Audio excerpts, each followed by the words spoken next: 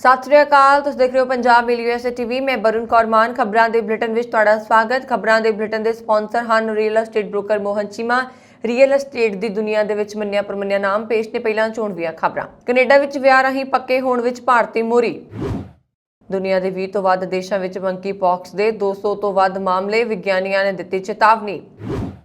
New jersey state senate ਵੱਲੋਂ ਸਿੱਖ ਕੌਮ ਦੇ ਹੱਕ ਵਿੱਚ ਇੱਕ ਮਤਾ ਪਾਸ ਕੀਤਾ ਗਿਆ ਹੈ, ਜਿਸ ਰਾਹੀਂ ਇੱਥੋਂ ਦੇ ਸਿੱਖਾਂ ਵੱਲੋਂ ਸਟੇਟ ਲਈ ਪਾਏ ਗਏ ਵਡਮੁੱਲੇ ਯੋਗਦਾਨ ਦੀ ਕੀਤੀ ਗਈ ਸ਼ਲਾਘਾ। ਅਮਰੀਕਾ ਖੁਦ ਨੂੰ ਬਚਾਉਣ ਲਈ ਹਥਿਆਰ ਜ਼ਰੂਰੀ। ਸਾਬਕਾ ਅਮਰੀਕੀ ਰਾਸ਼ਟਰਪਤੀ ਡੋਨਾਲਡ ਟਰੰਪ ਦਾ ਬਿਆਨ। ਟੈਕਸਾਸ ਸਕੂਲ ਵਿੱਚ ਗੋਲੀਬਾਰੀ ਕਰਨ ਵਾਲੇ ਨੇ ਖਰੀਦੀਆਂ ਸੀ 2 ਅਸੌਲਟ ਰਾਈਫਲਾਂ।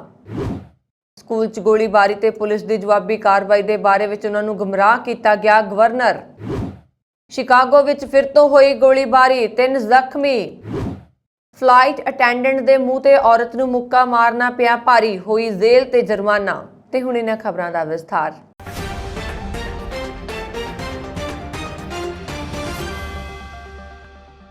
ਕੈਨੇਡਾ ਵਿੱਚ ਸੰਸਾਰ ਦੇ ਵੱਖ-ਵੱਖ ਕੋਨਿਆਂ ਤੋਂ ਸਾਰਾ ਸਾਲ ਲੋਕਾਂ ਦਾ ਪੁੱਜਣਾ ਜਾਰੀ ਰਹਿੰਦਾ ਹੈ, ਜਿਸ ਵਿੱਚ ਬੀਤੇ ਸਾਲਾਂ ਦੌਰਾਨ ਹੋਰਨਾਂ ਦੇਸ਼ਾਂ ਦੇ ਮੁਕਾਬਲੇ ਭਾਰਤੀਆਂ ਦੀ ਗਿਣਤੀ ਸਭ ਤੋਂ ਵੱਧ ਹੋ ਚੁੱਕੀ ਹੈ। ਬੀਤੇ ਦਹਾਕਿਆਂ ਦੌਰਾਨ ਚੀਨ ਤੇ ਫਿਲੀਪਾਈਨ ਤੋਂ ਵੱਡੀ ਗਿਣਤੀ ਵਿੱਚ ਇਮੀਗ੍ਰਾਂਟ ਕੈਨੇਡਾ ਗਏ, ਪਰ ਹੁਣ ਵਿਆਹਾਂ, ਪੜ੍ਹਾਈ, ਸੈਰ ਅਤੇ ਵਰਕ ਪਰਮਿਟ ਲੈ ਕੇ ਕੈਨੇਡਾ ਜਾਣ ਵਾਲੇ ਵਿਦੇਸ਼ੀਆਂ ਵਿੱਚ ਭਾਰਤ ਦਾ ਨੰਬਰ ਪਹਿਲਾ ਹੁੰਦਾ ਜਾ ਰਿਹਾ ਹੈ। ਬੀਤੇ ਸਾਲ ਦੌਰਾਨ ਕੈਨੇਡਾ ਦੇ ਇਮੀਗ੍ਰੇਸ਼ਨ ਵਿਭਾਗ ਵੱਲੋਂ ਵਿਆਹ ਦੇ ਆਧਾਰ ਤੇ ਕੈਨੇਡਾ ਵਾਸੀ ਪਤੀ ਜਾਂ ਪਤਨੀ ਕੋਲ ਜਾ ਕੇ ਰਹਿਣ ਲਈ 64,000 ਦੇ ਕਰੀਬ ਅਰਜ਼ੀਕਰਤਾਵਾਂ ਨੂੰ ਪੱਕੇ ਵੀਜ਼ੇ ਜਾਰੀ ਕੀਤੇ ਗਏ ਸਨ, ਜਿਨ੍ਹਾਂ ਵਿੱਚ 1,715 ਭਾਰਤੀ ਸਨ। ਹੋਰਨਾਂ ਦੇਸ਼ਾਂ ਦੇ ਨਾਗਰਿਕਾਂ ਦੀ ਗਿਣਤੀ ਭਾਰਤੀਆਂ ਤੋਂ ਘੱਟ ਹੀ ਨਹੀਂ ਹੈ, ਸਗੋਂ ਨੇੜੇ ਤੇੜੇ ਵੀ ਨਹੀਂ ਹੈ, ਜਿਵੇਂ ਕਿ ਅਮਰੀਕਾ ਦੇ 4,810, ਫਿਲੀਪਾਈਨ ਦੇ 4,805, ਚੀਨ ਦੇ 4,265, ਪਾਕਿਸਤਾਨ ਦੇ 2,740 ਆਦਿ ਬਾਕੀ ਦੇਸ਼ਾਂ ਦੇ ਵਿਅਕਤੀ ਸ਼ਾਮਲ ਨੇ। ਕੈਨੇਡਾ ਦੇ ਇਮੀਗ੍ਰੇਸ਼ਨ ਕਾਨੂੰਨ ਮੁਤਾਬਕ ਪੱਕਾ ਵੀਜ਼ਾ ਲਈ ਉਸ ਵਿਆਹ ਮਾਨਤਾ ਦਿੱਤੀ ਜਾਂਦੀ ਹੈ ਜੋ ਦੋਵੇਂ ਧਿਰਾਂ ਦੀ ਹਾਜ਼ਰੀ ਵਿੱਚ ਹੋਇਆ ਹੋਵੇ, ਭਾਵ ਕਿ ਇਮੀਗ੍ਰੇਸ਼ਨ ਵਾਸਤੇ ਵਰਚੁਅਲ ਵਿਆਹ ਨੂੰ ਮਾਨਤਾ ਨਹੀਂ ਦਿੱਤੀ ਜਾਂਦੀ। WHO ਜਾਨੀ ਕਿ ਵਿਸ਼ਵ ਸਿਹਤ ਸੰਗਠਨ ਨੇ ਕਿਹਾ ਹੈ ਕਿ ਦੁਨੀਆ ਭਰ ਦੇ 20 ਤੋਂ ਵੱਧ ਦੇਸ਼ਾਂ ਤੋਂ ਮੰਕੀ ਪੌਕਸ ਦੇ ਲਗਭਗ 200 ਮਾਮਲੇ ਸਾਹਮਣੇ ਆਏ ਨੇ। ਹਾਲਾਂਕਿ WHO ਨੇ ਇਹ ਵੀ ਕਿਹਾ ਕਿ ਮਹਾਮਾਰੀ ਨੂੰ ਨਿਯੰਤਰਿਤ ਕੀਤਾ ਜਾ ਸਕਦਾ ਹੈ ਅਤੇ ਦੁਨੀਆ ਭਰ ਵਿੱਚ ਉਪਲਬਧ ਇਸ ਬਿਮਾਰੀ ਲਈ ਦਵਾਈਆਂ ਅਤੇ ਟੀਕਿਆਂ ਦੀ ਬਰਾਬਰ ਵੰਡ ਦਾ ਪ੍ਰਸਤਾਵ ਰੱਖਿਆ ਗਿਆ ਹੈ। ਸੰਯੁਕਤ ਰਾਸ਼ਟਰ ਦੀ ਸਿਹਤ ਏਜੰਸੀ ਨੇ ਸ਼ੁੱਕਰਵਾਰ ਨੂੰ ਇੱਕ ਪ੍ਰੈਸ ਬਰੀਫਿੰਗ ਵਿੱਚ ਕਿਹਾ ਕਿ ਮੌਜੂਦਾ ਮਹਾਮਾਰੀ ਦੀ ਸ਼ੁਰੂਆਤ ਵਿੱਚ ਕਿਵੇਂ ਹੋਈ, ਇਸ ਸੰਬੰਧੀ ਅਜੇ ਕਈ ਸਵਾਲਾਂ ਦੇ ਜਵਾਬ ਨਹੀਂ ਹਨ, ਪਰ ਇਸ ਗੱਲ ਦਾ ਕੋਈ ਸਬੂਤ ਨਹੀਂ ਹੈ ਕਿ ਇਸ ਮਹਾਮਾਰੀ ਦਾ ਕਾਰਨ ਵਾਇਰਸ ਵਿੱਚ ਕਿਸੇ ਕਿਸਮ ਦਾ ਜੈਨੇਟਿਕ ਪਰਿਵਰਤਨ ਹੈ। WHO ਦੇ ਮਹਾਮਾਰੀ ਵਿਗਿਆਨ ਨਿਰਦੇਸ਼ਕ ਡਾਕਟਰ ਸਿਲਵੀ ਬ੍ਰਾਂਡ ਨੇ ਕਿਹਾ, ਵਾਇਰਸ ਦੀ ਪਹਿਲੀ ਕ੍ਰਮ ਦਰਸਾਉਂਦੀ ਹੈ ਕਿ ਇਹ ਰੂਪ ਮਹਾਮਾਰੀ ਨਾਲ ਪ੍ਰਭਾਵਿਤ ਦੇਸ਼ ਤੋਂ ਪ੍ਰਾਪਤ ਰੂਪ ਤੋਂ ਵੱਖਰਾ ਨਹੀਂ ਹੈ ਅਤੇ ਇਹ ਸੰਭਵ ਤੌਰ ਤੇ ਲੋਕਾਂ ਦੀ ਜੀਵਨ ਸ਼ੈਲੀ ਵਿੱਚ ਆਏ ਬਦਲਾਅ ਦਾ ਨਤੀਜਾ ਹੈ। ਇਸ ਹਫ਼ਤੇ ਦੇ ਸ਼ੁਰੂ ਵਿੱਚ WHO ਦੇ ਚੋਟੀ ਦੇ ਸਲਾਹਕਾਰ ਨੇ ਕਿਹਾ ਸੀ ਕਿ ਯੂਰਪ, ਅਮਰੀਕਾ, ਇਜ਼ਰਾਈਲ, ਆਸਟ੍ਰੇਲੀਆ ਤੇ ਹੋਰ ਦੇਸ਼ਾਂ ਵਿੱਚ ਮਹਾਮਾਰੀ ਦਾ ਫੈਲਣਾ ਸ਼ਾਇਦ ਸਪੇਨ ਅਤੇ ਬੈਲਜੀਅਮ ਵਿੱਚ ਹਾਲ ਹੀ ਵਿੱਚ ਹੋਈਆਂ ਰੇਪ ਪਾਰਟੀਆਂ ਦੌਰਾਨ ਜਿਨਸੀ ਸੰਬੰਧਾਂ ਨਾਲ ਜੁੜਿਆ ਹੋਇਆ ਹੈ। ਜੇਕਰ ਅਜਿਹਾ ਹੈ ਤਾਂ ਇਹ ਮੱਧ ਅਤੇ ਪੱਛਮੀ ਅਫਰੀਕਾ ਵਿੱਚ ਵਾਇਰਸ ਫੈਲਣ ਦੇ ਤਰੀਕੇ ਨਾਲੋਂ ਬਿਲਕੁਲ ਵੱਖ ਹੈ, ਜਿੱਥੇ ਇਹ ਬਿਮਾਰੀ ਜੰਗਲੀ ਚੂਹਿਆਂ ਅਤੇ ਬਾਂਦਰਾਂ ਤੋਂ ਮਨੁੱਖਾਂ ਵਿੱਚ ਫੈਲੀ ਹੈ। ਸਪੇਨ ਦੇ ਪ੍ਰਸ਼ਾਸਨ ਨੇ ਸ਼ੁੱਕਰਵਾਰ ਨੂੰ ਕਿਹਾ ਕਿ ਉਹਨਾਂ ਦੇ ਦੇਸ਼ ਵਿੱਚ ਮੰਕੀ ਪਾਕਸ ਨਾਲ ਸੰਕਰਮਿਤ ਲੋਕਾਂ ਦੀ ਗਿਣਤੀ 98 ਹੋ ਗਈ ਹੈ, ਜਿਸ ਵਿੱਚ ਇੱਕ ਔਰਤ ਵੀ ਸ਼ਾਮਲ ਹੈ। ਨਿਊ ਜਰਸੀ ਸਟੇਟ ਸੈਨੇਟ ਵੱਲੋਂ ਸਿੱਖ ਕੌਮ ਦੇ ਹੱਕ ਵਿੱਚ ਇੱਕ ਮਤਾ ਪਾਸ ਕੀਤਾ ਗਿਆ ਹੈ, ਜਿਸ ਰਾਹੀਂ ਇੱਥੋਂ ਦੇ ਸਿੱਖਾਂ ਵੱਲੋਂ ਸਟੇਟ ਲਈ ਪਾਏ ਗਏ ਵੱਡਮੁੱਲੇ ਯੋਗਦਾਨ ਦੀ ਸ਼ਲਾਘਾ ਕੀਤੀ ਗਈ। ਇਸ ਦੌਰਾਨ ਖਾਲਸੇ ਦੇ ਜਨਮ ਦਿਹਾੜੇ ਵਿਸਾਖੀ ਦਾ ਵੀ ਵਿਸ਼ੇਸ਼ ਜ਼ਿਕਰ ਕੀਤਾ ਗਿਆ ਹੈ। ਈਸਟ ਕੋਸਟ ਸਿੱਖ ਕੋਆਰਡੀਨੇਟਰ ਕਮੇਟੀ ਅਤੇ ਅਮਰੀਕਨ ਸਿੱਖ ਕਾਕਸ ਕਮੇਟੀ ਦੇ ਯਤਨਾਂ ਸਦਕਾ ਪਾਸ ਹੋਏ ਇਸ ਮਤੇ ਦੀ ਡਾਕਟਰ ਪ੍ਰਿਤਪਾਲ ਸਿੰਘ ਨੇ ਸ਼ਲਾਘਾ ਕੀਤੀ ਹੈ। ਉਹਨਾਂ ਪੰਜਾਬ ਮੇਲ ਨਾਲ ਗੱਲਬਾਤ ਕਰਦਿਆਂ ਕਿਹਾ ਕਿ ਸਾਨੂੰ ਅਮਰੀਕਾ ਵਿੱਚ ਰਹਿੰਦੇ ਅਜਿਹੇ ਉਪਰਾਲੇ ਕਰਨੇ ਚਾਹੀਦੇ ਨੇ। ਉਹਨਾਂ ਨੇ ਕਿਹਾ ਕਿ ਅਸੀਂ ਪਿਛਲੇ ਸਮੇਂ ਤੋਂ ਅਮਰੀਕਾ ਵਿੱਚ ਰਹਿ ਰਹੇ ਹਾਂ, ਪਰ ਹਾਲੇ ਤੱਕ ਵੀ ਇੱਥੇ ਅਸੀਂ ਆਪਣੀ ਪਹਿਚਾਣ ਮੁਕੰਮਲ ਤੌਰ ਤੇ ਨਹੀਂ ਬਣਾ ਸਕੇ। ਉਹਨਾਂ ਨੇ ਕਿਹਾ ਕਿ ਸਾਨੂੰ ਸਥਾਨਕ ਰਾਜਨੀਤੀ ਵਿੱਚ ਸ਼ਮੂਲੀਅਤ ਕਰਨੀ ਚਾਹੀਦੀ ਹੈ। ਡਾਕਟਰ ਪ੍ਰਿਤਪਾਲ ਸਿੰਘ ਨੇ ਕਿਹਾ ਕਿ ਅਜਿਹੇ ਅਦਾਰੇ ਤੋਂ ਜਦੋਂ ਸਿੱਖ ਕੌਮ ਦੀ ਗੱਲ ਹੁੰਦੀ ਹੈ ਤਾਂ ਉਸ ਨਾਲ ਸਾਡੀ ਪਹਿਚਾਣ ਬਣਦੀ ਹੈ। ਸਾਨੂੰ ਚਾਹੀਦਾ ਹੈ ਕਿ ਆਪਣੀ ਆਉਣ ਵਾਲੀ ਪੀੜ੍ਹੀ ਨੂੰ ਸਥਾਨਕ ਰਾਜਨੀਤੀ ਵਿੱਚ ਆਉਣ ਲਈ ਪ੍ਰੇਰਿਤ ਕਰੀਏ। ਮਤਾ ਪਾਸ ਹੋਣ ਮੌਕੇ ਸਭ ਤੋਂ ਪਹਿਲਾਂ ਭਾਈ ਗੁਰਜੀਤ ਸਿੰਘ ਨੇ ਅਰਦਾਸ ਕੀਤੀ। ਉਪਰੰਤ ਸਟੇਟ ਸੈਨੇਟਰ ਨੇ ਮਤਾ ਪੜ੍ਹਿਆ, ਜੋ ਕਿ ਸਰਬਸੰਮਤੀ ਨਾਲ ਪਾਸ ਕਰ ਦਿੱਤਾ ਗਿਆ। ਸਮੂਹ ਸੈਨੇਟ ਮੈਂਬਰਾਂ ਨੇ ਤਾੜੀਆਂ ਵਜਾ ਕੇ ਇਸ ਮਤੇ ਦਾ ਸਵਾਗਤ ਕੀਤਾ। ਇਸ ਮੌਕੇ ਤੇ ਹੋਰਨਾਂ ਤੋਂ ਇਲਾਵਾ ਰਜਿੰਦਰ ਸਿੰਘ, ਯਾਦਵਿੰਦਰ ਸਿੰਘ, ਯੁਗਰਾਜ ਸਿੰਘ ਵੀ ਹਾਜ਼ਰ ਸਨ। ਅਮਰੀਕਾ ਦੇ ਟੈਕਸਾਸ ਵਿੱਚ ਸਕੂਲ 'ਚ ਹੋਈ ਗੋਲੀਬਾਰੀ ਤੋਂ ਬਾਅਦ ਗਨ ਲੌਬੀ ਨੂੰ ਲੈ ਕੇ ਬਹਿਸ ਛਿੜ ਗਈ ਹੈ। ਜੜ੍ਹਾਂ ਜਮਾ ਚੁੱਕੀ ਇਸ ਗਨ ਲੌਬੀ ਨੂੰ ਖਤਮ ਕਰਨ ਦੀ ਮੰਗ ਉੱਠ ਰਹੀ ਹੈ। ਇਸ ਤੋਂ ਇਲਾਵਾ ਗਨ ਐਕਟ ਨੂੰ ਲੈ ਕੇ ਵੀ ਬਦਲਵਾਂ ਹੀ ਮੰਗ ਕੀਤੀ ਜਾ ਰਹੀ ਹੈ। ਅਜਿਹੇ ਵਿੱਚ ਅਮਰੀਕਾ ਦੇ ਸਾਬਕਾ ਰਾਸ਼ਟਰਪਤੀ ਟਰੰਪ ਨੇ ਇਸ ਗਨ ਲੌਬੀ ਦਾ ਸਮਰਥਨ ਕੀਤਾ ਹੈ। ਉਹਨਾਂ ਨੇ ਕਿਹਾ ਕਿ ਕਾਨੂੰਨ ਦੀ ਪਾਲਣਾ ਕਰਨ ਵਾਲੇ ਅਮਰੀਕੀਆਂ ਨੂੰ ਅਪਰਾਧੀਆਂ ਤੋਂ ਖੁਦ ਨੂੰ ਬਚਾਉਣ ਲਈ ਬੰਦੂਕ ਰੱਖਣ ਦੀ ਆਗਿਆ ਦਿੱਤੀ ਜਾਣੀ ਚਾਹੀਦੀ ਹੈ। ਉਹਨਾਂ ਨੇ ਸਖਤ ਬੰਦੂਕ ਕੰਟਰੋਲ ਦੀ ਮੰਗ ਨੂੰ ਸਿਰੇ ਤੋਂ ਖਾਰਜ ਕਰ ਦਿੱਤਾ। ਟਰੰਪ ਨੇ ਕਿਹਾ ਕਿ ਜੋ ਲੋਕ ਕਾਨੂੰਨ ਦੀ ਪਾਲਣਾ ਕਰਦੇ ਨੇ ਉਹਨਾਂ ਕੋਲੋਂ ਹਥਿਆਰ ਖੋਹਣ ਦਾ ਕੋਈ ਕਾਰਨ ਨਹੀਂ ਹੈ। ਉਹਨਾਂ ਖੁਦ ਨੂੰ ਅਪਰਾਧੀਆਂ ਤੋਂ ਬਚਾਉਣ ਦੇ ਲਈ ਹਥਿਆਰ ਰੱਖਣ ਦੀ ਆਗਿਆ ਦੇਣੀ ਚਾਹੀਦੀ ਹੈ ਦੀ ਗੱਲ ਕਹੀ। ਉਹਨਾਂ ਨੇ ਕਿਹਾ ਕਿ ਬੰਦੂਕ ਕੰਟਰੋਲ ਨੀਤੀਆਂ ਨੂੰ ਵਾਮਪੰਥੀਆਂ ਵੱਲੋਂ ਹਵਾ ਦਿੱਤੀ ਜਾ ਰਹੀ ਹੈ। ਉਹਨਾਂ ਲੋਕਾਂ ਨੇ ਅਜਿਹੀਆਂ ਘਟਨਾਵਾਂ ਨੂੰ ਰੋਕਣ ਲਈ ਕੁਝ ਨਹੀਂ ਕੀਤਾ। ਟਰੰਪ ਨੇ ਕਿਹਾ ਕਿ ਸਾਡੇ ਲਈ ਇਸ ਸਮੇਂ ਸਭ ਤੋਂ ਜ਼ਿਆਦਾ ਜ਼ਰੂਰੀ ਹੈ ਕਿ ਅਸੀਂ ਥੱਲੇ ਤੋਂ ਲੈ ਕੇ ਉੱਪਰ ਤੱਕ ਸੁਰੱਖਿਆ ਵਿੱਚ ਸੁਧਾਰ ਕਰੀਏ। ਸਕੂਲਾਂ ਵਿੱਚ ਸਖਤ ਸੁਰੱਖਿਆ ਦੀ ਜ਼ਰੂਰਤ ਹੈ। ਦੱਸਦੇ ਚੱਲੀਏ ਕਿ ਸਕੂਲ ਵਿੱਚ ਹੋਈ ਗੋਲੀਬਾਰੀ ਅਤੇ 21 ਲੋਕਾਂ ਦੀ ਮੌਤ ਤੋਂ ਬਾਅਦ ਅਮਰੀਕੀ ਰਾਸ਼ਟਰਪਤੀ ਜੋ ਬਾਈਡਨ ਨੇ ਗਨ ਐਕਟ ਖਿਲਾਫ ਬਦਲਾਅ ਦੇ ਸੰਕੇਤ ਦਿੱਤੇ ਸੀ। ਉਹਨਾਂ ਨੇ ਕਿਹਾ ਸੀ ਕਿ ਗਨ ਲੌਬੀ ਦੇ ਖਿਲਾਫ ਮਜ਼ਬੂਤੀ ਨਾਲ ਖੜਾ ਹੋਣਾ ਪਏਗਾ। ਸਾਬਕਾ ਰਾਸ਼ਟਰਪਤੀ ਬਰਾਕ ਓਬਾਮਾ ਵੀ ਇਹ ਮੰਨਦੇ ਨੇ ਕਿ ਅਮਰੀਕੀ ਗਨ ਕਲਚਰ ਲੌਬੀ ਨਾਲ ਪੰਗੂ ਹੋ ਗਿਆ ਹੈ। ਇੱਕ ਪਾਸੇ ਸਿਆਸੀ ਪਾਰਟੀਆਂ ਨੇ ਇਸ ਤੇ ਕਿਸੇ ਤਰ੍ਹਾਂ ਦੀ ਕਾਰਵਾਈ ਕਰਨ ਦੀ ਇੱਛਾ ਨਹੀਂ ਜਤਾਈ ਜਿਸ ਨਾਲ ਅਜਿਹੇ ਹਾਦਸਿਆਂ ਨੂੰ ਰੋਕਿਆ ਜਾ ਸਕੇ। ਅਮਰੀਕਾ ਵਿੱਚ ਇਸ ਤਰ੍ਹਾਂ ਦੀਆਂ ਘਟਨਾਵਾਂ ਵਿੱਚ ਵੱਡਾ ਕਾਰਨ ਇੱਥੇ ਦਾ ਗਨ ਐਕਟ ਹੈ। ਅਮਰੀਕਾ ਵਿੱਚ ਗਨ ਕਲਚਰ ਦਾ ਸੰਬੰਧ ਉੱਥੇ ਦੇ ਸੰਵਿਧਾਨ ਨਾਲ ਜੁੜਿਆ ਹੈ। ਅਮਰੀਕਾ ਵਿੱਚ ਬੰਦੂਕ ਰੱਖਣ ਦਾ ਕਾਨੂੰਨੀ ਆਧਾਰ ਸੰਵਿਧਾਨ ਦੇ ਦੂਜੇ ਸੋਧ ਵਿੱਚ ਨਿਹਿਤ ਹੈ। ਦਾ ਗਨ ਕੰਟਰੋਲ ਐਕਟ 1998 ਮੁਤਾਬਕ ਰਾਈਫਲ ਜਾਂ ਕੋਈ ਵੀ ਛੋਟਾ ਹਥਿਆਰ ਰੱਖਣ ਦੇ ਲਈ ਉਮਰ ਘੱਟ ਤੋਂ ਘੱਟ 18 ਸਾਲ ਹੋਣੀ ਚਾਹੀਦੀ ਹੈ। ਹੈਂਡਗਨ ਖਰੀਦਣ ਦੇ ਲਈ 21 ਸਾਲ ਦੀ ਉਮਰ ਹੋਣੀ ਚਾਹੀਦੀ ਹੈ। ਰਿਪੋਰਟ ਮੁਤਾਬਕ 33 ਕਰੋੜ ਦੀ ਆਬਾਦੀ ਵਾਲੇ ਅਮਰੀਕਾ ਵਿੱਚ ਆਮ ਨਾਗਰਿਕਾਂ ਦੇ ਕੋਲ 39 ਕਰੋੜ ਹਥਿਆਰ ਨੇ। ਟੈਕਸਾਸ ਦੇ ਸ਼ਹਿਰ ਓਵਾਲਡ ਦੇ ਇੱਕ ਪ੍ਰਾਇਮਰੀ ਸਕੂਲ ਵਿੱਚ ਗੋਲੀਬਾਰੀ ਕਰਕੇ 19 ਬੱਚਿਆਂ ਤੇ 2 ਅਧਿਆਪਕਾਂ ਦੀ ਹੱਤਿਆ ਕਰਨ ਵਾਲੇ 18 ਸਾਲਾ ਨੌਜਵਾਨ ਨੇ ਪਿਛਲੇ ਹਫ਼ਤੇ ਆਪਣੇ 18ਵੇਂ ਜਨਮ ਦਿਨ ਤੇ 2 ਅਸੌਲਟ ਰਾਈਫਲਾਂ ਖਰੀਦੀਆਂ ਸਨ। ਸਲਵਾਡੋਰ ਰਾਮੋਸ ਨਾਮੀ ਇਸ ਨੌਜਵਾਨ ਨੇ ਰੌਬ ਐਲੀਮੈਂਟਰੀ ਸਕੂਲ ਵਿੱਚ ਦਾਖਲ ਹੋ ਕੇ ਅੰਨ੍ਹੇਵਾਹ ਕੀਤੀ ਗੋਲੀਬਾਰੀ ਵਿੱਚ ਨਿਰਦੋਸ਼ ਬੱਚਿਆਂ ਤੇ ਅਧਿਆਪਕਾਂ ਦੀ ਜਾਨ ਲੈ ਲਈ ਸੀ। ਬਾਅਦ ਵਿੱਚ ਉਹ ਮੌਕੇ ਉੱਪਰ ਪੁੱਜੀ ਪੁਲਿਸ ਦੀ ਗੋਲੀ ਦਾ ਸ਼ਿਕਾਰ ਹੋ ਗਿਆ। ਜਾਂਚ ਉਪਰੰਤ ਪਤਾ ਲੱਗਾ ਹੈ ਕਿ ਅਮਰੀਕਾ ਵਿੱਚ ਹੋਈਆਂ ਹੋਰ ਕਈ ਸਮੂਹਿਕ ਹੱਤਿਆਵਾਂ ਦੀਆਂ ਘਟਨਾਵਾਂ ਜਿਨ੍ਹਾਂ ਵਿੱਚ ਅਪਰਾਧਕ ਪਿਛੋਕੜ ਵਾਲੇ ਦੋਸ਼ੀ ਸ਼ਾਮਲ ਸਨ ਵਾਂਗ ਇਸ ਨੌਜਵਾਨ ਦਾ ਕੋਈ ਅਪਰਾਧੀ ਪਿਛੋਕੜ ਨਹੀਂ ਹੈ। ਟੈਕਸਾਸ ਦੇ ਗਵਰਨਰ ਗ੍ਰੈਗ ਐਬੋਟ ਨੇ ਕਿਹਾ ਕਿ ਯੂਵਾਲਡੀ ਵਿੱਚ ਐਲੀਮੈਂਟਰੀ ਸਕੂਲ ਵਿੱਚ ਹੋਈ ਗੋਲੀਬਾਰੀ ਤੇ ਪੁਲਿਸ ਦੀ ਜਵਾਬੀ ਕਾਰਵਾਈ ਦੇ ਬਾਰੇ 'ਚ ਉਹਨਾਂ ਨੂੰ ਗੁੰਮਰਾਹ ਕੀਤਾ ਗਿਆ ਅਤੇ ਉਹ ਇਸ ਗੱਲ ਨਾਲ ਨਾਰਾਜ਼ ਨੇ। ਗਵਰਨਰ ਨੇ ਸ਼ੁੱਕਰਵਾਰ ਨੂੰ ਪ੍ਰੈਸ ਕਾਨਫਰੰਸ ਵਿੱਚ ਕਿਹਾ ਕਿ ਉਹਨਾਂ ਨੇ ਆਪਣੇ ਪਿਛਲੇ ਬਿਆਨ ਵਿੱਚ ਉਹ ਗੱਲਾਂ ਕਹੀਆਂ ਜੋ ਉਹਨਾਂ ਨੂੰ ਦੱਸੀਆਂ ਗਈਆਂ ਸਨ। ਉਹਨਾਂ ਨੇ ਕਿਹਾ ਕਿ ਮੈਨੂੰ ਜੋ ਜਾਣਕਾਰੀ ਦਿੱਤੀ ਗਈ ਹੈ ਉਹ ਕਿਤੇ ਸਹੀ ਨਹੀਂ ਨਿਕਲੀ। ਐਬੋਟ ਨੇ ਕਿਹਾ ਕਿ ਅਸਲ 'ਚ ਕੀ ਹੋਇਆ ਇਸ ਦੀ ਵਿਆਪਕ ਅਤੇ ਡੂੰਘੀ ਜਾਂਚ ਹੋਣੀ ਚਾਹੀਦੀ ਹੈ। ਅਮਰੀਕਾ ਦੇ ਸ਼ਿਕਾਗੋ ਦੇ ਇੱਕ ਪੱਛਮੀ ਇਲਾਕੇ ਵਿੱਚ ਸ਼ੁੱਕਰਵਾਰ ਨੂੰ 3 ਵਿਅਕਤੀਆਂ ਤੇ ਗੋਲੀਬਾਰੀ ਕੀਤੀ ਗਈ ਜਿਸ ਵਿੱਚ ਉਹ ਜ਼ਖਮੀ ਹੋ ਗਏ। ਅਧਿਕਾਰੀਆਂ ਨੇ ਇਹ ਜਾਣਕਾਰੀ ਦਿੱਤੀ। ਸ਼ਿਕਾਗੋ ਸਨ ਟਾਈਮਜ਼ ਮੁਤਾਬਕ ਸ਼ਿਕਾਗੋ ਪੁਲਿਸ ਵਿਭਾਗ ਨੇ ਦੱਸਿਆ ਕਿ ਦੱਖਣੀ ਆਸਟਨ ਵਿੱਚ ਰਾਤ ਕਰੀਬ 10:15 ਤੇ ਇੱਕ ਵਿਅਕਤੀ ਆਪਣੀ ਕਾਰ ਨੂੰ ਰੋਕ ਕੇ ਉਸ ਵਿੱਚ ਬੈਠਾ ਸੀ ਅਤੇ ਇੱਕ ਮਹਿਲਾ ਉਸ ਦੀ ਡਰਾਈਵਰ ਸੀਟ ਦੀ ਖਿੜਕੀ ਵੱਲ ਖੜੀ ਸੀ ਅਤੇ ਦੋਵਾਂ ਤੇ ਗੋਲੀਆਂ ਦਾਗੀਆਂ ਗਈਆਂ। ਪੁਲਿਸ ਨੇ ਦੱਸਿਆ ਕਿ 34 ਸਾਲਾ ਇਸ ਵਿਅਕਤੀ ਦੇ ਗਲੇ ਤੇ 2 ਗੋਲੀਆਂ ਲੱਗੀਆਂ ਨੇ ਜਦਕਿ 31 ਸਾਲਾ ਮਹਿਲਾ ਦੀ ਕੂਹਣੀ ਤੇ ਗੋਲੀ ਲੱਗੀ। ਵਿਅਕਤੀ ਨੂੰ ਗੰਭੀਰ ਹਾਲਤ ਵਿੱਚ ਹਸਪਤਾਲ ਦਾਖਲ ਕਰਵਾਇਆ ਗਿਆ ਹੈ ਜਦਕਿ ਮਹਿਲਾ ਦੀ ਹਾਲਤ ਠੀਕ ਹੈ। ਪੁਲਿਸ ਮੁਤਾਬਕ ਗੋਲੀਬਾਰੀ ਦੌਰਾਨ ਉੱਥੋਂ ਆਪਣੇ ਵਾਹਨ ਤੋਂ ਲੰਘ ਰਿਹਾ 32 ਸਾਲਾ ਇੱਕ ਹੋਰ ਵਿਅਕਤੀ ਇਸ ਵਿੱਚ ਫਸ ਗਿਆ। ਉਸ ਨੂੰ ਵੀ ਹਸਪਤਾਲ ਲਿਜਾਇਆ ਗਿਆ ਤੇ ਉਸ ਦੀ ਹਾਲਤ ਵੀ ਠੀਕ ਹੈ। ਗੋਲੀਬਾਰੀ ਦੇ ਬਾਰੇ ਵਿੱਚ ਫਿਲਹਾਲ ਹੋਰ ਬਿਊਰਾ ਉਪਲਬਧ ਨਹੀਂ ਹੈ ਅਤੇ ਕਿਸੇ ਨੂੰ ਹਿਰਾਸਤ ਵਿੱਚ ਨਹੀਂ ਲਿਆ ਗਿਆ ਹੈ। ਕੈਲੀਫੋਰਨੀਆ ਦੀ ਇੱਕ ਔਰਤ ਨੂੰ ਹਵਾਈ ਯਾਤਰਾ ਦੌਰਾਨ ਸਾਊਥਵੈਸਟ 에ਅਰਲਾਈਨਸ ਦੀ ਫਲਾਈਟ ਅਟੈਂਡੈਂਟ ਦੇ ਮੂੰਹ ਉੱਤੇ ਮੁੱਕਾ ਮਾਰਨ ਦੇ ਦੋਸ਼ ਵਿੱਚ 15 ਮਹੀਨਿਆਂ ਦੀ ਜੇਲ੍ਹ ਦੀ ਸਜ਼ਾ ਸੁਣਾਈ ਗਈ। ਔਰਤ ਵਿਆਨਾ ਕੁਇਨੋਜ਼ ਨੂੰ ਮੰਗਲਵਾਰ ਨੂੰ ਸੈਨ ਡਿਏਗੋ ਵਿੱਚ ਸੰਘੀ ਜੱਜ ਵੱਲੋਂ 23 ਮਈ 2021 ਨੂੰ ਸੈਕਰਾਮੈਂਟੋ ਤੇ ਸੈਨ ਡਿਏਗੋ ਵਿਚਕਾਰ ਇੱਕ ਉਡਾਣ ਦੌਰਾਨ ਅਟੈਂਡੈਂਟ ਦੇ ਹਮਲੇ ਲਈ ਲਗਭਗ 26,000 ਅਮਰੀਕੀ ਡਾਲਰ ਮੁਆਵਜ਼ਾ ਤੇ 7,500 ਅਮਰੀਕੀ ਡਾਲਰ ਦਾ ਜੁਰਮਾਨਾ ਅਦਾ ਕਰਨ ਦਾ ਹੁਕਮ ਦਿੱਤਾ ਗਿਆ। 29 ਸਾਲਾ ਔਰਤ ਤੇ 3 ਸਾਲੇ ਉਡਾਣ ਭਰਨ ਤੇ ਪਾਬੰਦੀ ਲਗਾਈ ਗਈ ਹੈ। ਕੁਇਨੋਜ਼ ਨੂੰ ਜਹਾਜ਼ ਕਰਮੀਆਂ ਤੇ ਸਹਾਇਕਾਂ ਨਾਲ ਝਗੜੇ ਲਈ ਦੋਸ਼ੀ ਠਹਿਰਾਇਆ ਗਿਆ। ਔਰਤ ਨੇ ਮੰਨਿਆ ਕਿ ਉਸਨੇ ਫਲਾਈਟ ਅਟੈਂਡੈਂਟ ਦੇ ਮੂੰਹ ਅਤੇ ਸਿਰ ਤੇ ਮੁੱਕਾ ਮਾਰਿਆ ਸੀ ਅਤੇ ਉਸਦੇ ਵਾਲ ਫੜ ਲਏ ਸਨ। ਅਮਰੀਕਾ ਦੇ ਵਿਦੇਸ਼ ਮੰਤਰੀ ਐਂਥਨੀ ਬਲਿੰਕਨ ਨੇ ਕਿਹਾ ਕਿ ਯੂਕਰੇਨ ਤੇ ਰੂਸ ਦੇ ਹਮਲੇ ਦੇ ਵਿਰੋਧ ਵਿੱਚ ਅਮਰੀਕਾ ਨੇ ਪੂਰੀ ਦੁਨੀਆ ਨੂੰ ਇਕਜੁੱਟ ਕਰ ਦਿੱਤਾ ਹੈ, ਪਰ ਚੀਨ ਕੌਮਾਂਤਰੀ ਵਿਵਸਥਾ ਲਈ ਲੰਬਾ ਸਮਾਂ ਆਪਣੇ ਸਭ ਤੋਂ ਗੰਭੀਰ ਖਤਰਾ ਬਣਾਇਆ ਹੋਇਆ ਹੈ। ਚੀਨ ਤੇ ਅਮਰੀਕਾ ਦੀ ਵਿਦੇਸ਼ ਨੀਤੀ ਦੇ ਮੁੱਦੇ ਤੇ ਦਿੱਤੇ ਗਏ ਭਾਸ਼ਣ ਵਿੱਚ ਬਲਿੰਕਨ ਨੇ ਕਿਹਾ ਕਿ ਚੀਨ ਇਕੱਲਾ ਅਜਿਹਾ ਦੇਸ਼ ਹੈ ਜਿਸ ਦਾ ਇਰਾਦਾ ਕੌਮਾਂਤਰੀ ਵਿਵਸਥਾ ਨੂੰ ਬਦਲਣਾ ਹੈ ਅਤੇ ਇਸ ਦੇ ਉਹ ਆਰਥਿਕ, ਕੂਟਨੀਤਿਕ ਅਤੇ ਫੌਜ ਅਤੇ ਤਕਨੀਕੀ ਸ਼ਕਤੀ ਨੂੰ ਵਧਾਉਣਾ ਚਾਹੁੰਦਾ ਹੈ। ਉਹਨਾਂ ਨੇ ਕਿਹਾ ਕਿ ਬੀਜਿੰਗ ਦੇ ਦ੍ਰਿਸ਼ਟੀਕੋਣ ਸਾਨੂੰ ਉਹਨਾਂ ਯੂਨੀਵਰਸਲ ਮੁੱਲਾਂ ਤੋਂ ਦੂਰ ਲੈ ਜਾਏਗਾ ਜਿਨ੍ਹਾਂ ਦੇ ਬਲ ਤੇ ਦੁਨੀਆ ਦੇ ਪਿਛਲੇ 75 ਸਾਲ ਤੋਂ ਤਰੱਕੀ ਕੀਤੀ ਹੈ। ਬਲਿੰਕਨ ਨੇ ਕਿਹਾ, ਰਾਸ਼ਟਰੀ ਪੁਤਨ ਦਾ ਯੁੱਧ ਜਾਰੀ ਹੈ, ਫਿਰ ਵੀ ਸਾਡਾ ਧਿਆਨ ਕੌਮਾਂਤਰੀ ਵਿਵਸਥਾ ਲਈ ਲੰਬਾ ਸਮਾਂ ਅਤੇ ਸਭ ਤੋਂ ਗੰਭੀਰ ਖਤਰੇ ਤੇ ਕੇਂਦਰਿਤ ਹੈ ਜੋ ਕਿ ਚੀਨ ਵੱਲੋਂ ਉਤਪੰਨ ਹੈ। ਜਰਾ ਸੋਚੋ, ਤੁਸੀਂ ਫਲਾਈਟ ਵਿੱਚ ਸਫ਼ਰ ਕਰ ਰਹੇ ਹੋ ਅਤੇ ਹਜ਼ਾਰਾਂ ਫੁੱਟ ਦੀ ਉਚਾਈ ਤੇ ਪਤਾ ਲੱਗਾ ਕਿ ਖਿੜਕੀ ਦੇ ਸ਼ੀਸ਼ੇ ਵਿੱਚ ਦਰਾੜ ਆ ਗਈ ਤਾਂ ਕੀ ਹੋਏਗਾ। ਬੰਬਈ ਤੋਂ ਗੋਰਖਪੁਰ ਜਾ ਰਹੀ ਸਪਾਈਸ ਜੈਟ ਦੀ ਬੋਇੰਗ 737 ਫਲਾਈਟ ਵਿੱਚ ਵੀ ਅਜਿਹਾ ਹੋਇਆ। ਜਲਦਬਾਜ਼ੀ ਵਿੱਚ ਜਹਾਜ਼ ਨੂੰ ਬੰਬਈ 에ਅਰਪੋਰਟ ਤੇ ਉਤਾਰਿਆ ਗਿਆ ਤੇ ਯਾਤਰੀਆਂ ਨੂੰ ਸੁਰੱਖਿਅਤ ਬਚਾ ਲਿਆ ਗਿਆ।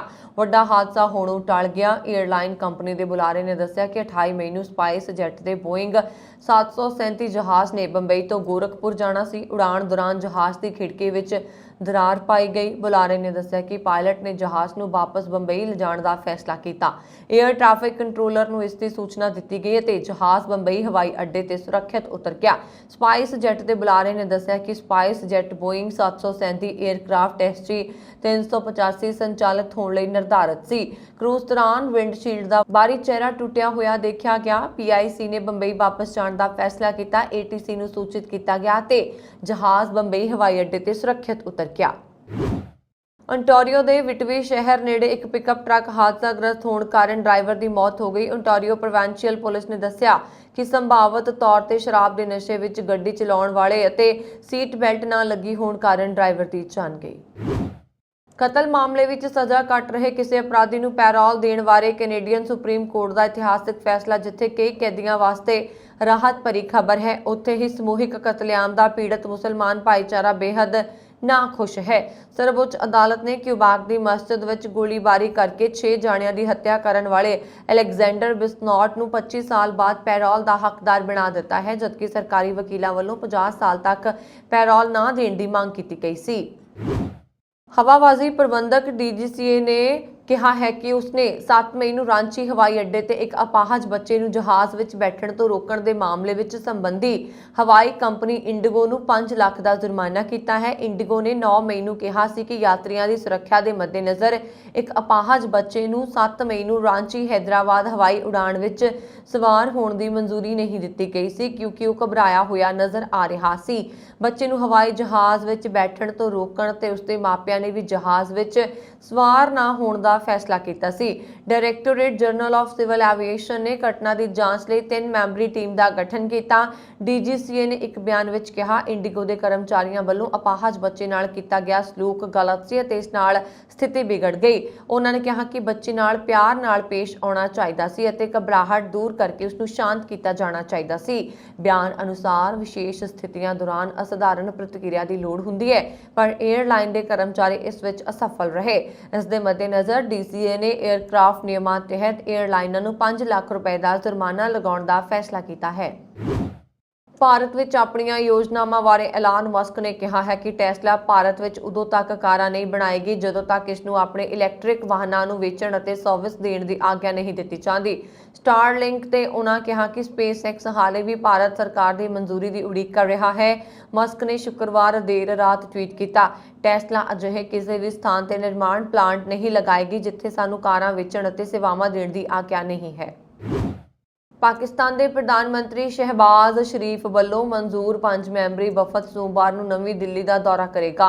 ਇਸ ਦੌਰਾਨ ਦੋਵੇਂ ਧਿਰਾਂ ਵੱਲੋਂ ਸਿੰਧੂ ਜਲ ਸੰਧੀ ਦੇ ਹਿੱਸੇ ਵਜੋਂ ਮੁੱਖ ਪ੍ਰੋਜੈਕਟਾਂ ਤੇ ਚਰਚਾ ਕਰਨ ਦੀ ਸੰਭਾਵਨਾ ਹੈ। ਸਮਾਚਾਰ ਏਜੰਸੀ ANI ਦੇ ਅਨੁਸਾਰ ਬੈਠਕ ਦੌਰਾਨ ਦੋਵੇਂ ਧਿਰਾਂ ਐਡਵਾਂਸ ਫਲੱਡ ਸੂਚਨਾ ਤੇ ਸਿੰਧ ਜਲ ਪਾਣੀ ਦੇ ਸਥਾਈ ਕਮਿਸ਼ਨ ਦੀ ਸਾਲਾਨਾ ਰਿਪੋਰਟ ਦੇ ਮੁੱਦੇ ਤੇ ਚਰਚਾ ਕਰਨਗੇ।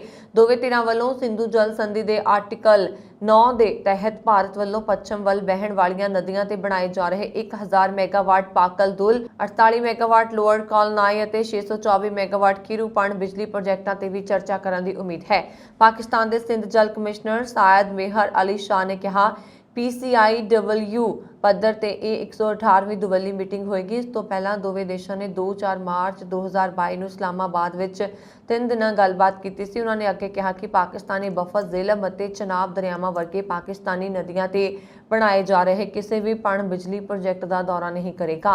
ਹਾਲਾਂਕਿ ਦੋਵੇਂ ਤਰ੍ਹਾਂ ਕੁਝ ਪ੍ਰੋਜੈਕਟਾਂ ਤੇ ਹੋਰ ਗੱਲਬਾਤ ਵੀ ਕਰਨਗੇ ਜੋ ਕਿ ਪਾਕਿਸਤਾਨ ਦੀ ਨਜ਼ਰ ਵਿੱਚ 1960 ਦੀ ਸਿੰਧੂ ਜਲ ਸੰਧੀ ਦੇ ਉਪਲਬਧਾਂ ਦੇ ਅਨੁਸਾਰ ਨਹੀਂ ਹਨ। ਵਫਦ ਵਾਘਾ ਸਰਹੱਦ ਰਾਹੀਂ ਭਾਰਤ ਆਏਗਾ। ਦੋਵੇਂ ਦੇਸ਼ 30 ਮਈ ਅਤੇ 31 ਮਈ ਨੂੰ ਨਵੀਂ ਦਿੱਲੀ ਵਿੱਚ PCIW ਪੱਧਰ ਦੀ ਗੱਲਬਾਤ ਕਰਨਗੇ। ਪਾਕਿਸਤਾਨੀ ਟੀਮ 1 ਜੂਨ ਨੂੰ ਵਾਪਸੀ ਕਰੇਗੀ। ਦਾ ਨਿਊਜ਼ ਇੰਟਰਨੈਸ਼ਨਲ ਨੇ ਰਿਪੋਰਟ ਦਿੱਤੀ। ਪਾਕਿਸਤਾਨ ਦੇ ਕਮਿਸ਼ਨਰ ਸਾਇਦ ਮਿਹਰ ਅਲੀ ਸ਼ਾਹ ਦੀ ਅਗਵਾਈ 'ਚ 5 ਮੈਂਬਰੀ ਵਫਦ ਨੇ ਪੰਜਾਬ ਸਿੰਚਾਈ ਵਿਭਾਗ ਦੇ ਮੁੱਖ ਇੰਜੀਨੀਅਰ, ਮੌਸਮ ਵਿਗਿਆਨ ਦਫ਼ਤਰ ਦੇ director general, national engineering services of Pakistan ਦੇ ਜਨਰਲ ਮੈਨੇਜਰ ਅਤੇ ਮੰਤਰਾਲੇ ਦੇ director general doctor Bharat desk ਤੇ ਵਿਸ਼ੇਸ਼ ਵਿਦੇਸ਼ ਮਾਮਲੇ ਵਫਦ ਭਲਕੇ ਨਵੀਂ ਦਿੱਲੀ ਲਈ ਰਵਾਨਾ ਹੋਏਗਾ। ATM ਬੂਥ ਵਿੱਚ ਲੋਕਾਂ ਨਾਲ ਡੈਬਿਟ ਕਾਰਡ ਬਦਲ ਕੇ ਠੱਗੀ ਮਾਰਨ ਵਾਲੇ ਗਿਰੋਹ ਦੇ ਬਦਮਾਸ਼ ਹੁਣ ਸਵਾਈਪ ਮਸ਼ੀਨ ਦੀ ਵਰਤੋਂ ਕਰ ਰਹੇ ਨੇ। ਖਾਤੇ 'ਚੋਂ ਲਿਮਿਟ ਤੋਂ ਵੱਧ ਪੈਸੇ ਕੱਢਣ ਲਈ ਇਸ ਦੀ ਵਰਤੋਂ ਕੀਤੀ ਜਾ ਰਹੀ ਹੈ। ਦਰਅਸਲ ਡੈਬਿਟ ਕਾਰਡ ਵਿੱਚ ਰੋਜ਼ਾਨਾ ਦੀ ਲਿਸਟ ਕਾਰਨ ATM ਤੋਂ ਜ਼ਿਆਦਾ ਪੈਸੇ ਨਹੀਂ ਕੱਢ ਸਕਦੇ। ਅਜਿਹੇ 'ਚ ਸਵਾਈਪ ਮਸ਼ੀਨਾਂ ਵਿੱਚ ਡੈਬਿਟ ਕਾਰਡ ਦੀ ਵਰਤੋਂ ਕਰਕੇ ਬਦਮਾਸ਼ ਬੈਂਕ ਖਾਤੇ 'ਚੋਂ ਇੱਕ ਹੀ ਦਿਨ ਵਿੱਚ ਸਾਰੇ ਪੈਸੇ ਟ੍ਰਾਂਸਫਰ ਕਰ ਲੈਂਦੇ ਨੇ। ਹਾਲ ਹੀ ਵਿੱਚ ਪੁਲਿਸ ਨੇ ਅਜਿਹੇ ਕਈ ਗਿਰੋਹ ਨੂੰ ਫੜਿਆ ਜਿਨ੍ਹਾਂ ਕੋਲੋਂ ਸਵਾਈਪ ਮਸ਼ੀਨਾਂ ਬਰਾਮਦ ਹੋਈਆਂ ਨੇ। ਬਾਹਰੀ ਦਿੱਲੀ ਪੁਲਿਸ ਨੇ ਅਜਿਹੇ ਗਿਰੋਹ ਦੇ ਮੈਂਬਰ ਰਾਹੁਲ ਅਤੇ ਅਮਿਤ ਨੂੰ ਗ੍ਰਿਫਤਾਰ ਕੀਤਾ ਸੀ ਜਿਨ੍ਹਾਂ ਕੋਲੋਂ 31 ਡੈਬਿਟ ਕਾਰਡ ਅਤੇ ਸਵਾਈਪ ਮਸ਼ੀਨਾਂ ਬਰਾਮਦ ਹੋਈਆਂ ਸਨ। ਪੁਲਿਸ ਜਾਂਚ ਵਿੱਚ ਪਤਾ ਲੱਗਿਆ ਕਿ ਬਦਮਾਸ਼ ਫੌਜੀ ਕਾਗਜ਼ ਰਾਹੀਂ ਬੈਂਕਾਂ ਦੇ ਐਪ ਤੋਂ ਖਾਤਾ ਖਲਵਾਉਂਦੇ ਨੇ, ਫਿਰ ਉਹਨਾਂ ਬੈਂਕਾਂ 'ਚ ਜਾ ਕੇ ਉਸ ਖਾਤੇ ਦਾ KYC ਕਰਵਾ ਲੈਂਦੇ ਨੇ। ਇਸ ਤੋਂ ਬਾਅਦ ਉਸ ਖਾਤੇ ਨੂੰ ਕਮਰਸ਼ੀਅਲ ਤੌਰ ਤੇ ਵਰਤਣ ਲਈ ਸਵਾਈਪ ਮਸ਼ੀਨ ਦੀ ਅਰਜ਼ੀ ਦਾਖਲ ਕਰਦੇ ਨੇ। ਸਵਾਈਪ ਮਸ਼ੀਨ ਮਿਲਣ ਤੋਂ ਬਾਅਦ ਵਾਰਦਾਤ ਵਿੱਚ ਉਸ ਦੀ ਵਰਤੋਂ ਕਰਨ ਲੱਗਦੇ ਨੇ। ਗਿਰੋਹ ਦੇ ਬਦਮਾਸ਼ ਬਿਨਾਂ ਸੁਰੱਖਿਆ ਗਾਰਡ ਵਾਲੇ ATM ਬੂਥ ਕੋਲ ਵਾਰਦਾਤ ਦੀ ਤਾਕ ਵਿੱਚ ਰਹਿੰਦੇ ਨੇ। ਜਿਵੇਂ ਉਹਨਾਂ ਨੂੰ ATM ਬੂਥ ਦੇ ਅੰਦਰ ਕੋਈ ਬਜ਼ੁਰਗ ਮਹਿਲਾ ਜਾਂ ਅਨਪੜ੍ਹ ਵਿਅਕਤੀ ਦਾਖਲ ਹੁੰਦਾ ਦਿਖਾਈ ਦਿੰਦਾ ਹੈ, ਉਵੇਂ ਹੀ ਉਹਨਾਂ ਦੇ ਪਿੱਛੇ ਬੂਥ ਵਿੱਚ ਦਾਖਲ ਹੋ ਜਾਂਦੇ ਨੇ। ਫਿਰ ATM 'ਚੋਂ ਰੁਪਏ ਕਢਵਾਉਣ ਵਿੱਚ ਮਦਦ ਕਰਨ ਲੱਗਦੇ ਨੇ। ਇਸ ਦੌਰਾਨ ਉਹਨਾਂ ਦਾ ਪਿਨ ਕੋਡ ਦੇਖ ਕੇ ਡੈਬਿਟ ਕਾਰਡ ਬਦਲ ਲੈਂਦੇ ਨੇ। ਉਹਨਾਂ ਡੈਬਿਟ ਕਾਰਡ ਦੀ ਵਰਤੋਂ ATM ਵਿੱਚ ਕਰਨ ਦੀ ਥਾਂ ਸਵਾਈਪ ਮਸ਼ੀਨ ਵਿੱਚ ਕਰਕੇ ਖਾਤੇ 'ਚੋਂ ਸਾਰੇ ਪੈਸੇ ਟ੍ਰਾਂਸਫਰ ਕਰ ਲੈਂਦੇ ਨੇ। ਕਿਸੇ ਦੇ ਸਾਹਮਣੇ ਪਿਨ ਕੋਡ ਨਾ ਲਗਾਓ, ਸੁਰੱਖਿਆ ਗਾਰਡ ਵਾਲੇ ATM 'ਚੋਂ ਪੈਸੇ ਕਢਵਾਓ। ਬੂਥ ਵਿੱਚ ਪੈਸੇ ਕੱਢਣ ਤੋਂ ਪਹਿਲਾਂ ਉੱਥੇ ਮੌਜੂਦ ਕਿਸੇ ਵੀ ਅਣਜਾਣ ਵਿਅਕਤੀ ਨੂੰ ਬਾਹਰ ਕੱਢ ਦਿਓ। ਮਦਦ ਦੌਰਾਨ ਅਣਜਾਣ ਵਿਅਕਤੀ ਨੂੰ ਡੈਬਿਟ ਕਾਰਡ ਅਤੇ ਉਸ ਦੀ ਜਾਣਕਾਰੀ ਨਾ ਦਿਓ। ਜੀਵਨ ਜਿਉਣ ਲਈ ਸਭ ਤੋਂ ਅਹਿਮ ਕੁਦਰਤੀ ਦੇਣ ਪਾਣੀ ਹਰ ਕਿਸਮ ਦੇ ਪ੍ਰਾਣੀਆਂ, ਜੀਵ ਜੰਤੂਆਂ ਤੇ ਬਨਸਪਤੀ ਲਈ ਮੁੱਢਲੀ ਲੋੜ ਹੈ। ਪਾਣੀ ਤੋਂ ਬਿਨਾਂ ਧਰਤੀ ਤੇ ਜੀਵਨ ਬਾਰੇ ਕਲਪਨਾ ਕਰਨੀ ਵੀ ਸੰਭਵ ਨਹੀਂ। ਗੱਲ ਹੋਵੇ ਪੰਜਾਬ ਦੀ ਤਾਂ 5 ਦਰਿਆਵਾਂ ਦੀ ਧਰਤੀ ਪੰਜਾਬ ਨੇ ਅੰਮ੍ਰਿਤ ਵਰਗੇ ਪਾਣੀ ਕਾਰਨ ਹੀ ਹਰੀ ਕ੍ਰਾਂਤੀ ਲਿਆ ਕੇ ਸਾਰੀ ਦੁਨੀਆ ਵਿੱਚ ਕਿਸਾਨੀ ਦੇ ਖੇਤਰ ਵਿੱਚ ਸ਼ਲਾਘਾਯੋਗ ਹੰਬਲਾ ਮਾਰਿਆ। ਸਮਾਂ ਬਦਲਿਆ ਤੇ ਖੇਤੀ ਪ੍ਰਧਾਨ ਸੂਬੇ ਦੇ ਪ੍ਰਮੁੱਖ ਸ਼ਹਿਰ ਲੁਧਿਆਣਾ ਨੇ ਸਨਅਤ ਦੇ ਰਾਹ ਤੇ ਲੰਬੀਆਂ ਪੁਲਾਂਘਾਂ ਭਰਨੀਆਂ ਸ਼ੁਰੂ ਕੀਤੀਆਂ। ਰੁਜ਼ਗਾਰ ਲਈ ਦੇਸ਼ ਭਰ ਤੋਂ ਆਏ ਕਿਰਤੀ ਕਾਮਿਆਂ ਨੂੰ ਮਹਾਨਗਰ ਨੇ ਖੁੱਲੇ ਹੱਥਾਂ ਨਾਲ ਗਲਵਕੜੀ ਵਿੱਚ ਲਿਆਇਆ। ਵੱਡੀਆਂ ਉਦਯੋਗਿਕ ਇਕਾਈਆਂ ਨੇ ਮਹਾਨਗਰ ਨੂੰ ਮੈਨਚੈਸਟਰ ਦਾ ਖਿਤਾਬ ਤਾਂ ਦਵਾ ਦਿੱਤਾ, ਪਰ ਬੁਲੰਦੀ ਦੇ ਇਸ ਸਿਖਰ ਨੂੰ ਸ਼ੁਰੂ ਕਰਨ ਬਦਲੇ ਮੌਜੂਦਾ ਸਮੇਂ ਵਿੱਚ ਮਹਾਨਗਰ ਵਾਸੀਆਂ ਨੂੰ ਹੀ ਨਹੀਂ, ਸੂਬੇ ਦੇ ਹੋਰਨਾਂ ਜ਼ਿਲ੍ਹਿਆਂ ਦੇ ਰਹਿਣ ਵਾਲਿਆਂ ਨੂੰ ਵੱਡੀ ਕੀਮਤ ਅਦਾ ਕਰਨੀ ਪੈ ਰਹੀ। ਸਰਕਾਰੀ ਵਿਭਾਗਾਂ ਅਤੇ ਕਾਰੋਬਾਰੀਆਂ ਦੇ ਅਲਵੇਸਲੇਪਣ ਕਾਰਨ ਖੁਸ਼ਹਾਲ ਸੂਬੇ ਦੀ ਉਪਜਾਊ ਮਿੱਟੀ ਬਿਮਾਰ ਹੋ ਚੁੱਕੀ ਹੈ। ਹਵਾ ਦੂਸ਼ਿਤ ਤੇ ਪਾਣੀ ਜ਼ਹਿਰ ਬਣਦਾ ਜਾ ਰਿਹਾ। ਮੁੱਠੀ ਵਿੱਚੋਂ ਰੇਤ ਦੀ ਤਰ੍ਹਾਂ ਸਮਾਂ ਨਿਕਲਦਾ ਜਾ ਰਿਹਾ ਹੈ। ਜੇ ਅਜੇ ਵੀ ਹਾਲਾਤਾਂ ਦੀ ਗੰਭੀਰਤਾ ਨਾ ਸਮਝੀ ਗਈ ਤਾਂ ਹਾਲਾਤ ਵਿਸਫੋਟਕ ਹੋ ਗੁਜ਼ਰਨਗੇ। ਇੱਕ ਅਨੁਮਾਨ ਮੁਤਾਬਕ ਫੈਕਟਰੀਆਂ ਵਿੱਚੋਂ ਨਿਕਲਣ ਵਾਲੇ ਕੈਮੀਕਲ ਯੁਕਤ ਜ਼ਹਿਰੀਲੇ ਪਾਣੀ ਨੂੰ ਸਾਫ਼ ਕਰਨ ਲਈ ਲਗਾਏ ਗਏ STP ਪਲਾਂਟ ਦੇ ਮੁਕੰਮਲ ਢੰਗ ਨਾਲ ਕੰਮ ਨਾ ਕਰਨ ਕਾਰਨ ਦੂਸ਼ਿਤ ਪਾਣੀ ਬੁੱਢੇ ਨਾਲੇ ਵਿੱਚ ਰਲਦਾ ਜਾ ਰਿਹਾ। ਦਰਿਆ ਦੇ ਕਰੀਬ ਮਹਾਨਗਰ ਵਿੱਚ ਚੱਲਦੇ 230 ਦੇ ਕਰੀਬ ਡਾਈਂਗ ਯੂਨਿਟ, ਹਜ਼ਾਰਾਂ ਦੀ ਗਿਣਤੀ ਵਿੱਚ ਉਦਯੋਗਿਕ ਇਕਾਈਆਂ ਤੇ ਇਲੈਕਟ੍ਰੋਪੋਰਟਿੰਗ ਦੇ ਯੂਨਿਟ ਵੀ ਪਾਣੀ ਨੂੰ ਪੂਰੀ ਤਰ੍ਹਾਂ ਨਾਲ ਸਾਫ਼ ਕੀਤੇ ਬਿਨਾਂ ਬੁੱਢੇ ਨਾਲੇ ਵਿੱਚ ਸੁੱਟਦੇ ਹਨ। ਪੰਜਾਬ ਵੱਲੋਂ ਸੂਬੇ ਦੀਆਂ 2 ਰਾਜ ਸਭਾ ਸੀਟਾਂ ਲਈ ਪ੍ਰਸਿੱਧ ਵਾਤਾਵਰਣ ਪ੍ਰੇਮੀ ਤੇ ਪਦਮ ਸ੍ਰੀ ਸੰਤ ਬਲਵੀਰ ਸਿੰਘ ਸੀਚੇਵਾਲ ਅਤੇ ਪ੍ਰਸਿੱਧ ਪੰਜਾਬੀ ਸੱਭਿਆਚਾਰਕ ਪ੍ਰੇਮੀ ਤੇ ਪਦਮ ਸ੍ਰੀ ਬਿਕਰਮਜੀਤ ਸਿੰਘ ਸਾਨੀ ਦੇ ਨਾਵਾਂ ਦਾ ਐਲਾਨ ਕੀਤਾ ਗਿਆ ਹੈ। ਰਾਜ ਸਭਾ ਲਈ ਦੋਵੇਂ ਉਮੀਦਵਾਰਾਂ ਦਾ ਨਿਰਵਿਰੋਧ ਚੁਣਿਆ ਜਾਣਾ ਨਿਸ਼ਚਿਤ ਹੈ। ਜ਼ਿਕਰਯੋਗ ਹੈ ਕਿ ਸੰਤ ਸੀਚੇਵਾਲ ਨੇ ਵਾਤਾਵਰਣ ਲਈ ਬਹੁਤ ਚੰਗੇ ਕੰਮ ਕੀਤੇ ਨੇ। ਸਾਲ 2007 ਵਿੱਚ ਸੀਚੇਵਾਲ ਨੇ 160 ਕਿਲੋਮੀਟਰ ਕਾਲੀ ਬਈ ਨਦੀ ਨੂੰ ਸਾਫ਼ ਕਰਵਾਇਆ ਸੀ। ਇਸ ਸਫਾਈ ਮੁਹਿੰਮ ਤੋਂ ਬਾਅਦ ਸੰਤ ਸੀਚੇਵਾਲ ਅਤੇ ਉਹਨਾਂ ਦਾ ਇਸ ਸਫਾਈ ਮਾਡਲ ਪੂਰੀ ਦੁਨੀਆ ਵਿੱਚ ਪ੍ਰਸਿੱਧ ਹੋਇਆ। ਵਾਤਾਵਰਣ ਲਈ ਲਗਾਤਾਰ ਨਿਰਸਵਾਰਥ ਕੰਮ ਕਰਨ ਤੇ ਸੀਚੇਵਾਲ ਨੂੰ ਪਦਮ ਸ੍ਰੀ ਅਵਾਰਡ ਨਾਲ ਨਿਵਾਜਿਆ ਗਿਆ ਤੇ ਲੋਕ ਉਹਨਾਂ ਨੂੰ ਈਕੋ ਬਾਬਾ ਦੇ ਨਾਮ ਨਾਲ ਵੀ ਸੱਚਦੇ ਨੇ। ਉੱਥੇ ਹੀ ਦੂਜੇ ਉਮੀਦਵਾਰ ਬਿਕਰਮਜੀਤ ਸਿੰਘ ਸਾਨੀ ਨੇ ਕੋਵਿਡ ਦੇ ਸਮੇਂ ਪੰਜਾਬ ਦੇ ਪੇਂਡੂ ਇਲਾਕਿਆਂ ਵਿੱਚ ਲੋਕਾਂ ਦੀ ਮਦਦ ਕੀਤੀ ਤੇ ਕੋਵਿਡ-19 ਦੇ ਪ੍ਰਕੋਪ ਤੋਂ ਬਚਾਉਣ ਲਈ ਮਹੱਤਵਪੂਰਨ ਭੂਮਿਕਾ ਨਿਭਾਈ। ਪੰਜਾਬ ਦੇ ਪਿੰਡਾਂ ਵਿੱਚ ਕੋਵਿਡ-19 ਲਈ ਜਾਂਚ ਕਲੀਨਿਕ, ਐਂਬੂਲੈਂਸ ਅਤੇ 2000 ਤੋਂ ਜ਼ਿਆਦਾ ਆਕਸੀਜਨ ਸਿਲੰਡਰ ਪ੍ਰਦਾਨ ਕਰਵਾਏ ਸੀ। ਅਫਗਾਨਿਸਤਾਨ ਤੋਂ ਆਏ 500 ਸਿੱਖਾਂ ਤੇ ਹਿੰਦੂਆਂ ਦੇ ਪੁਨਰਵਾਸ ਲਈ ਉਹਨਾਂ ਨੇ ਕਾਫੀ ਕੰਮ ਕੀਤਾ। ਬਿਕਰਮਜੀਤ ਸਿੰਘ ਸਾਨੀ ਨੇ ਪੰਜਾਬੀ ਸੱਭਿਆਚਾਰ, ਭਾਸ਼ਾ ਤੇ ਸਿੱਖਿਆ ਦੇ ਖੇਤਰਾਂ 'ਚ ਆਪਣਾ ਮਹੱਤਵਪੂਰਨ ਯੋਗਦਾਨ ਦਿੱਤਾ ਹੈ ਅਤੇ ਸਾਲਾਂ ਤੋਂ ਸਮਾਜ ਕਲਿਆਣ ਦੇ ਕੰਮਾਂ ਨਾਲ ਜੁੜੇ ਹੋਏ ਨੇ। ਉਹਨਾਂ ਨੂੰ ਮੌਰੀਸ਼ੀਅਸ ਦੇ ਰਾਸ਼ਟਰਪਤੀ ਨੇ ਅੰਤਰਰਾਸ਼ਟਰੀ ਸ਼ਾਂਤੀ ਪੁਰਸਕਾਰ ਨਾਲ ਸਨਮਾਨਿਤ ਕੀਤਾ ਹੈ। ਵਿਸ਼ਵ ਪੰਜਾਬੀ ਸੰਸਦੀ ਮੰਚ ਦਾ ਗਠਨ ਕਰਕੇ ਉਹਨਾਂ ਨੇ ਵਿਸ਼ਵ ਭਰ ਵਿੱਚ ਪੰਜਾਬੀ ਸੰਸਕ੍ਰਿਤੀ ਦੇ ਪ੍ਰਚਾਰ ਪ੍ਰਸਾਰ ਨੂੰ ਅੱਗੇ ਵਧਾਇਆ ਹੈ। ਸਾਨੀ ਨੇ ਬੋਲੇ ਸੋ ਨਿਹਾਲ, ਗੁਰੂ ਮਾਨਿਓ ਗ੍ਰੰਥ ਅਤੇ ਸਰਬੰਸ ਦਾਨੀ ਜਿਹੇ ਕਈ ਪ੍ਰੋਗਰਾਮ ਵੀ ਕਰਵਾਏ ਅਤੇ ਹਜ਼ਾਰਾਂ ਪੰਜਾਬੀ ਵਿਦਿਆਰਥੀਆਂ ਨੂੰ ਵਜ਼ੀਫਾ ਵੀ ਪ੍ਰਦਾਨ ਕੀਤਾ ਹੈ। ਬਿਕਰਮਜੀਤ ਸਿੰਘ ਸਾਨੀ ਨੇ ਵਰਲਡ ਪੰਜਾਬੀ ਆਰਗੇਨਾਈਜੇਸ਼ਨ ਦੇ ਰਾਸ਼ਟਰੀ ਪ੍ਰਧਾਨ ਹੁੰਦਿਆਂ 22 ਤੋਂ ਜ਼ਿਆਦਾ ਦੇਸ਼ਾਂ ਨਾਲ ਪੰਜਾਬ ਦੇ ਸਮਾਜਿਕ, ਆਰਥਿਕ ਅਤੇ ਸੰਸਕ੍ਰਿਤਿਕ ਰਿਸ਼ਤੇ ਕਾਇਮ ਕਰਨ ਵਿੱਚ ਅਹਿਮ ਯੋਗਦਾਨ ਪਾਇਆ ਹੈ। ਸੀਐਮ ਭਗਵੰਤ ਮਾਨ ਨੇ ਇਹਨਾਂ ਦੋਨਾਂ ਨੂੰ ਵਧਾਈ ਦਿੱਤੀ ਹੈ। ਸੰਤ ਬਲਵੀਰ ਸਿੰਘ ਸੀਚੇਵਾਲ ਅਤੇ ਬਿਕਰਮਜੀਤ ਸਿੰਘ ਦੇ ਨਾਵਾਂ ਦੇ ਐਲਾਨ ਤੋਂ ਬਾਅਦ ਮੁੱਖ ਮੰਤਰੀ ਭਗਵੰਤ ਮਾਨ ਨੇ ਟਵੀਟ ਕਰਕੇ ਕਿਹਾ, ਮੈਨੂੰ ਇਹ ਦੱਸਦਿਆਂ ਖੁਸ਼ੀ ਹੋ ਰਹੀ ਹੈ ਕਿ ਆਮ ਆਦਮੀ ਪਾਰਟੀ ਪਦਮ ਸ੍ਰੀ ਨਾਲ ਸਨਮਾਨਿਤ 2 ਲੋਕਾਂ ਨੂੰ ਪੰਜਾਬ ਤੋਂ ਰਾਜ ਸਭਾ ਮੈਂਬਰ ਵਜੋਂ ਨਾਮਜ਼ਦ ਕਰ ਰਹੀ ਹੈ। ਸੰਤ ਬਲਵੀਰ ਸਿੰਘ ਸੀਚੇਵਾਲ ਨੂੰ ਵਾਤਾਵਰਣ ਨਾਲ ਸੰਬੰਧਿਤ ਆਪਣੇ ਮਹਾਨ ਕੰਮਾਂ ਲਈ ਅਤੇ ਬਿਕਰਮਜੀਤ ਸਿੰਘ ਸਾਨੀ ਨੂੰ ਪੰਜਾਬੀ ਸੱਭਿਆਚਾਰ ਨੂੰ ਪ੍ਰਫੁੱਲਤ ਕਰਨ ਲਈ ਪਦਮ ਸ੍ਰੀ ਸਨਮਾਨ ਮਿਲਿਆ ਹੈ। ਦੋਵਾਂ ਨੂੰ ਮੇਰੀਆਂ ਬਹੁਤ-ਬਹੁਤ ਸ਼ੁਭਕਾਮਨਾਵਾਂ। ਇਹ ਸਨ ਹੁਣ ਤੱਕ ਦੀਆਂ ਖਬਰਾਂ। ਮੈਨੂੰ ਵਰੁਣ ਕੌਰ ਮਾਨ ਨੂੰ ਦਿਓ ਆਗਿਆ। ਹੋਰ ਖਬਰਾਂ ਦੇ ਲਈ ਸਾਡਾ YouTube ਚੈਨਲ ਪੰਜਾਬ ਮੇਲ USA TV ਜ਼ਰੂਰ ਸਬਸਕ੍ਰਾਈਬ ਕਰੋ। ਸਤਿ ਸ਼੍ਰੀ ਅਕਾਲ।